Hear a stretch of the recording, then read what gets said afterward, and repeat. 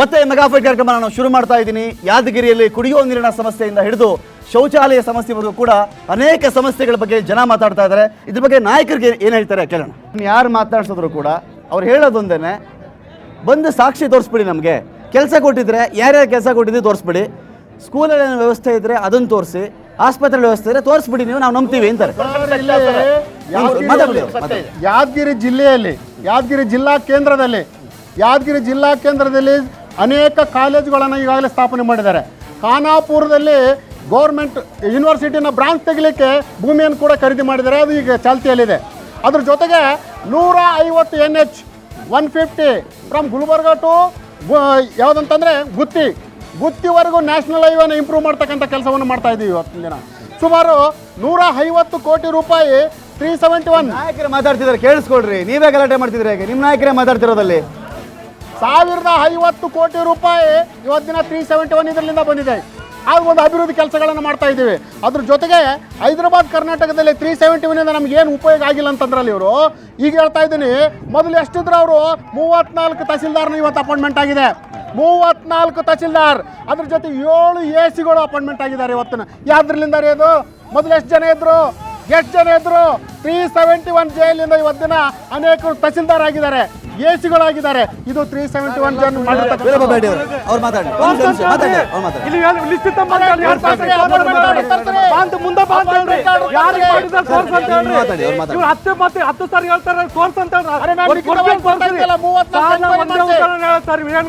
Enquiry ಮಾಡಿಸಿ. ನಿಮ್ದು ಏನ್ ಬೋಗಸ್ ಇದೆ ಹೇಳ್ತೀನಿ ಸರ್. ನಿರ್ಮಿತಿ ಕೇಳಿದ್ರೆ ಎಷ್ಟು ಬೋಗಸ್ ಆಗಿದೆ ಅದು ಕೇಳ್ರಿ. ಏನ್ರಿ ನಿರ್ಮಿತಿದಾಗ ಎಷ್ಟು ಬೋಗಸ್ ಮಾಡಿದ್ರಿ? ಎಷ್ಟು ಆಫೀಸರ್ ಸಸ್ಪೆಂಡ್ ಮಾಡಿದ್ರಿ? ಏನ್ರಿ ಇವೆಲ್ಲ ನಿಮ್ಗೆ ಗೊತ್ತಿಲ್ಲ? ನಿಮ್ ಕಾಂಗ್ರೆಸ್ನವ್ರು ನಿಮ್ಮ ಅಧಿಕಾರದಲ್ಲಿ ಆಗಿದೆಲ್ಲ. ಸರ್ಕಾರದವ್ರು ಸರ್ಕಾರ ಯಾರ್ದಿತ್ತು? ಸರ್ಕಾರ ಯಾರ್ದಿತ್ತು? ಸರ್ಕಾರ ನಿಮ್ದೆಲ್ಲ, ಬೇರೆ ಶಿಕ್ಷೆ ಕೊಟ್ಟಿದಾರಲ್ಲ, ಶಿಕ್ಷೆ ಕೊಟ್ಟಿಲ್ಲ ಅವ್ರಿಗೆ, ಅವ್ರಿಗೆ ಶಿಕ್ಷೆ ಆಗಿದೆಯಲ್ಲ. ಅದಕ್ಕೆ ಮೊದಲು ಯಾರು ಭಾಗಿಯಾಗಿದ್ದಾರೆ? ಯಾರ್ಯಾರು ಭಾಗಿದ್ದಾರೆ? ನಾ ಹೇಳಕತ್ತೀನಿ, ಈ ಸರ್ಕಾರ ಸಂಪೂರ್ಣವಾಗಿ 10% 10% ಸರ್ಕಾರ ಅವ್ರು ತಿಂದಾರ. 10% ಸರ್ಕಾರ ಪಾಪ 10% ಸರ್ಕಾರ ಗೌರ್ಮೆಂಟ್ ಅವ್ರು ತಿನ್ನಕತ್ತಾರ. ಸಂಪೂರ್ಣವಾಗಿ ಯಾವುದೇ ಕ್ಷೇತ್ರದಲ್ಲಿ ಅಭಿವೃದ್ಧಿ ಆಗಿಲ್ಲ. ಶಾಲೆ ಇಂಪ್ರೂವ್ ಆಗಿದೆ, ಹಾಸ್ಪಿಟಲ್ ಡೆವಲಪ್ ಮಾಡಿದ್ರೆ ಎಲ್ಲೆಲ್ಲಿ ಮಾಡಿದ್ರೆ ತೋರಿಸಿ ಅಂತ ಹೇಳಿ ಅವರಿಗೆ. ಒಂದು ರಕ್ಷಣೆ ಇಲ್ಲ, ಡೆವಲಪ್ ಇಲ್ಲ. ಆಮೇಲೆ ರೋಡ್ ನೀನು ಊರಾಗ ಹೋಗಿ ಬಾ ನಳದ ನೀರು ಕುಡಿಬೇಕಾದ್ರೆ ನಾಲೆ ನೀರು ಬಂದ್ರೆ ನಾವು ಕುಡಿತೀವಿ. ಏನ್ ಅಭಿವೃದ್ಧಿ ಮಾಡಿದೆ ಕಾಂಗ್ರೆಸ್? ರಕ್ಷಣೆ ಸ್ತ್ರೀಯರಿಗೆ ರಕ್ಷಣೆ ಇಲ್ಲ.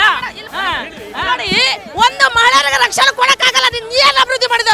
ನೀಚ ಸರ್ಕಾರ, ಲುಚ್ಚ ಸರ್ಕಾರ. ಮತ್ತೆ ಹೆಣ್ಮಕ್ಳು ತಂದ್ರೆ ಆ ಕಡೆ ಖಂಡಿತ ನೀನು ಕೊಲೆ ಮಾಡಿಬಿಡ್ತೀವಿ ನಾವು. ಹೇಳೋರಿಗೆ ಒಂದು ಸೌಲಭ್ಯ ಒದಗಿಸಿಕೊಡುವ ಸರ್ಕಾರ ಬೇಕೇ ನಮ್ಗೆ. ಯಾಕ್ರಿ ನೀವು ಮಾತಾಡೋಕೆ ಸುಮ್ಮನಿರ್ಲಿಲ್ವಾ?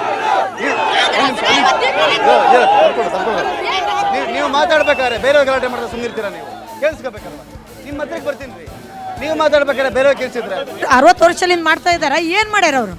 ಕಾಂಗ್ರೆಸ್ ಏನು ಮಾಡಿಲ್ಲ. ಅಭಿವೃದ್ಧಿ ಅಂತಾರ, ಒಂದು ಹೆಣ್ಮಗಳಿಗೆ ಒಂದು ರಕ್ಷಣೆ ಇಲ್ಲ. ಆದ್ರೆ ಇವ್ರು ಏನ್ ಮಾಡ್ತಾರೆ? ಏನು ಅಭಿವೃದ್ಧಿ ಮಾಡ್ಯಾರ? ಏನು ಅಭಿವೃದ್ಧಿ ಇಲ್ಲ.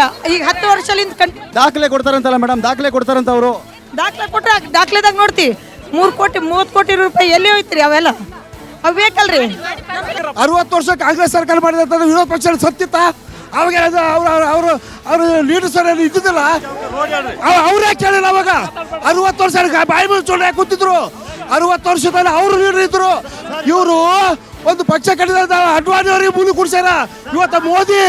ಆದ್ರೆ ಇವ್ರ ಬಳಿ ಯಾವುದೇ ನೈತಿಕ ಹಕ್ಕಿಲ್ಲ ಬಿಜೆಪಿ ಸರ್ಕಾರಕ್ಕೆ.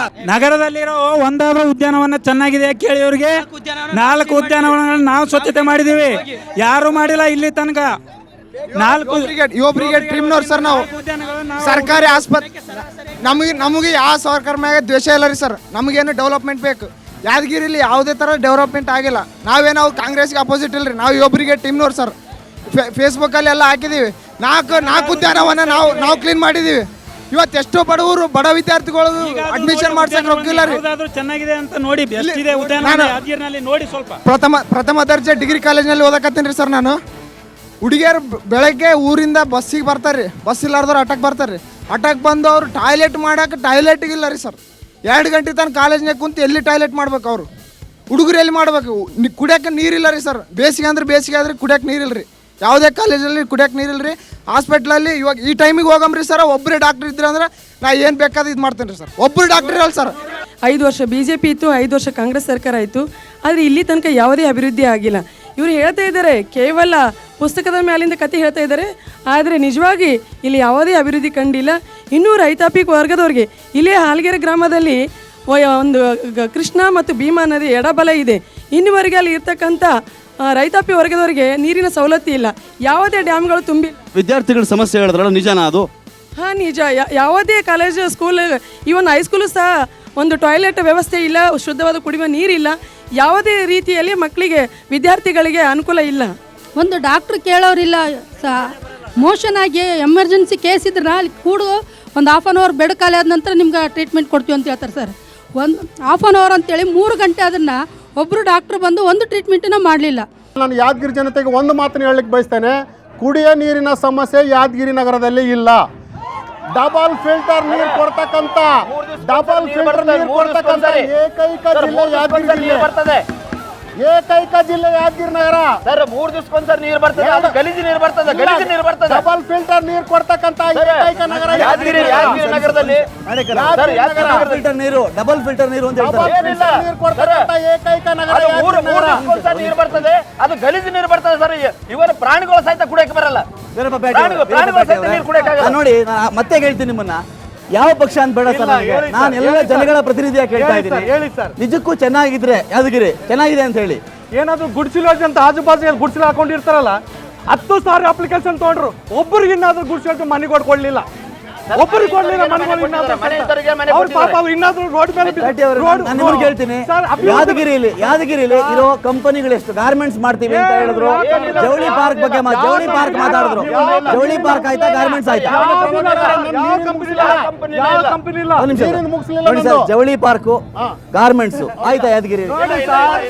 ನೋಡಿ ಜವಳಿ ಪಾರ್ಕ್ ಓಪನ್ ಮಾಡಿದ್ರೆ ನೋಡಿ ತಾವು ಪಾರ್ಕ್ ಓಪನಿಂಗ್ ಆಗಿದೆ,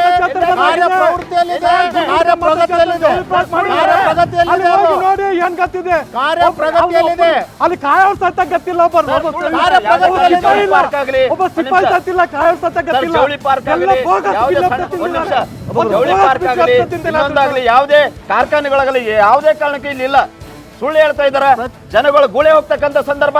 ಅದಕ್ಕೋಸ್ಕರನೇ ಇವಲ್ಲಿ ಕೂಲಿ ನಾಲಿ ಮಾಡ್ಕೊಂಡು ಬರ್ತಕ್ಕಂಥ ಜನ ಜಾಸ್ತಿ ಜನ ಇದ್ದಾರೆ. ಇಲ್ಲಿ ಮೂಲಭೂತ ಸೌಕರ್ಯ ಸಂಪೂರ್ಣ ವಿಫಲ ಆಗಿದೆ. ಈ ಜನ ಫಸ್ಟ್ ಸ್ಥಳೀಯ ಜನರಿಗೆ ಉದ್ಯೋಗ ಸಿಗಬೇಕು, ಆ ತರದ ಯೋಜನೆ ಇಷ್ಟು ವರ್ಷ ಆದ್ರೂ ಯಾಕೆ ಆಗ್ಲಿಲ್ಲ ಅಂತಾರೆ.